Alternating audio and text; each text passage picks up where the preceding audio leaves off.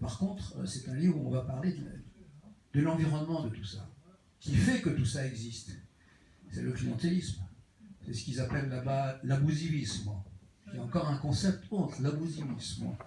C'est le rapport à la loi. La loi est quelque chose d'étranger, par nature, j'y reviendrai. Donc on apprend, il y a des cours dans les écoles sur la légalité. Non, on ne fait pas ça. Ça veut dire d'où ils partent pour en arriver à ce besoin-là. C'est, je ne sais pas comment on dit en italien, s'occuper de ses oignons. Fatti sori. Ça, c'est la grande culture. Occupe-toi de tes oignons. Donc si on est témoin de quelque chose, il suffit de tourner la tête. Alors voilà. Et si jamais d'ailleurs, il y a une photo de vous qui a été prise où on vous voit, ah mais j'étais pas là, mais quand même, c'est bien vous. Ah mais je dormais. C'est toutes les PV d'audition, c'est toujours ça. Ah non, je n'étais pas là. Ce qui explique d'ailleurs, quand vous allez en Sicile, souvent les gens peuvent être assez froids. Hein, si vous approchez d'eux comme ça, ils vont vous demander, mais si vous demandez l'heure, pourquoi vous me demandez à moi? On y reviendra, c'est un mental quand même assez terrible. Hein. Parce que s'occuper de ses oignons va générer une attitude de distanciation et finalement une attitude de complaisance. Et il n'y a pas la mafia s'il n'y a pas la complaisance. Tout ça, on ne sait plus quelle est la poule, quel est l'œuf. Je me rappelle une fois, au bout de 3 ans, je passe les péripéties, la mairie de Palerme arrive à avoir 40 bennes pour enfin ramasser les ordures ménagères, ça leur a pris 3-4 ans. Hein. Ça y est, on les a, on embauche les chauffeurs, on y va.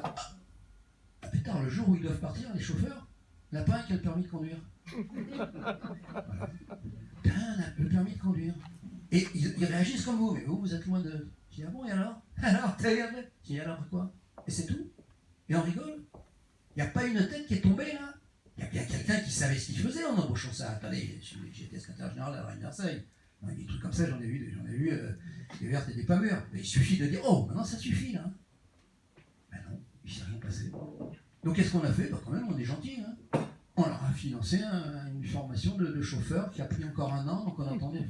Enfin, tout je vous passe sur le chef pas le chef, le directeur des services des guides touristiques de Catane qui était aveugle, etc. Non mais tout ça, c'est... Alors on m'a dit, ah bon, tu es contre l'embauche aveugle? Non, attendez les gars, arrêtez.